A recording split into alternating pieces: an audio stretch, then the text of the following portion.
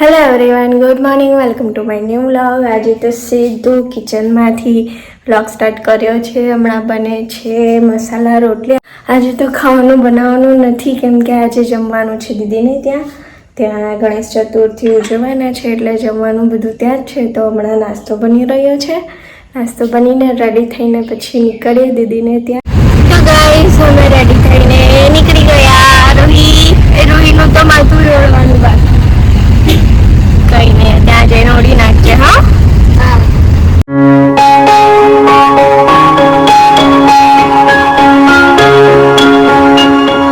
તો દીદીને ત્યાં પહોંચી ગયા છે। પહેલા ગણપતિ બાપાના દર્શન કરી લઈએ। બીજી બાજુ ચાલે છે ભજન। કન્ટિન્યુ ભજન ચાલશે ગાઈસ જ્યાં સુધી વિસર્જન થશે ત્યાં સુધી રાત દિવસ કન્ટિન્યુ ભજન ચાલુ રહેવાનું છે।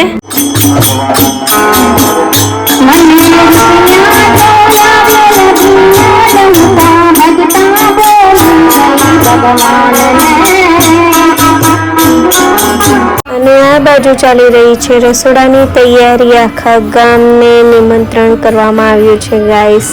આજે તો બધાને જમવા માટે આમંત્રણ અપાયું છે। અને બીજી બાજુ અમે અંદર કરી રહ્યા છે ગણપતિ બાપાના થાળ માટેની તૈયારી।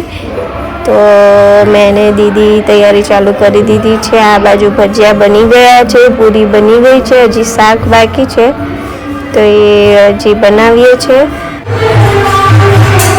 અને આ થાળ પણ બનીને રેડી થઈ ગયો છે। તો હવે ટાઈમ થઈ ગયો છે ગણપતિ બાપાને ચઢાવવાનો, થાળ ચડાવવાનો। તો હવે તૈયારી ઓલમોસ્ટ પૂરી થઈ જ ગઈ છે। તો હવે ગણપતિ બાપાને થાળ ચડાવી દઈએ।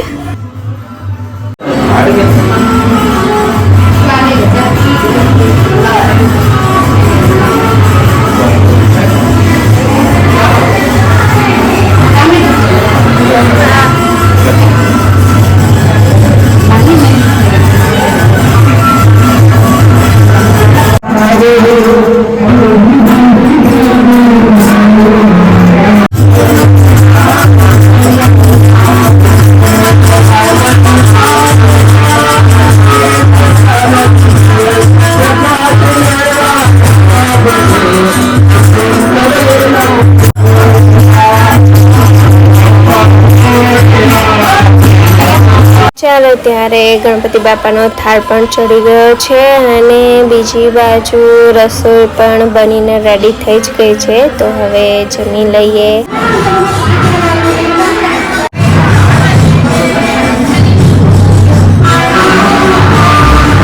મસ્ત જમી લીધું છે, એટલું મસ્ત બન્યું હતું ને મજા આવી ગઈ। ભજન તો કન્ટિન્યુ ચાલુ જ છે, કાલ સુધી કન્ટિન્યુ ચાલુ રહેવાનું છે।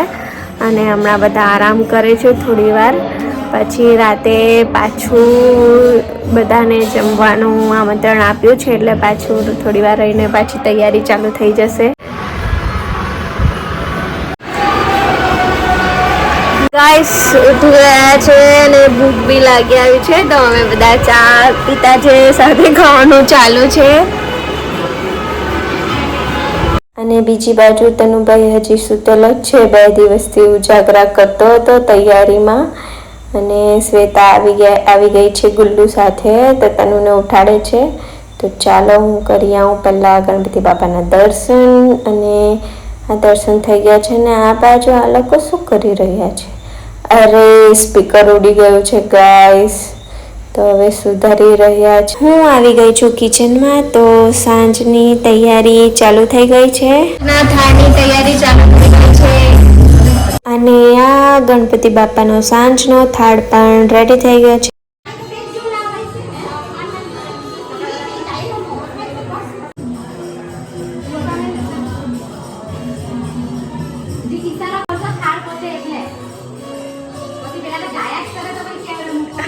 ખબર નહીં પડે।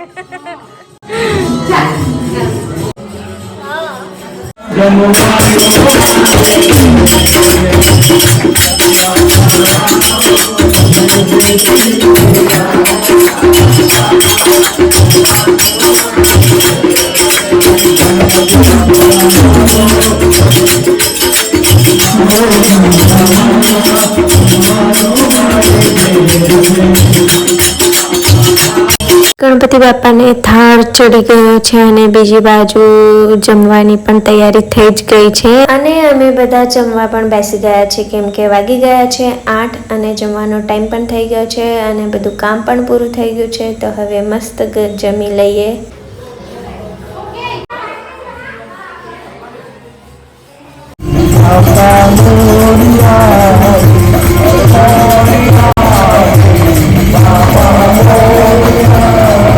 તો ગાઈસ જમી લીધું છે અને ભજન તો ચાલુ છે કન્ટિન્યુ કાલ સુધી ચાલુ જ રહેવાના છે અને વાગી ગયા છે 11 બધા બેસેલા છે પણ અમે નીકળી આવ્યા છે કેમ કે રોહિત મેડમને ઊંઘ આવી ગઈ છે તો જઈએ સુઈ જઈએ અને વહેલા વહેલા ઉઠીને કાલે પાછા આવીશું. કાલે વિસર્જન છે.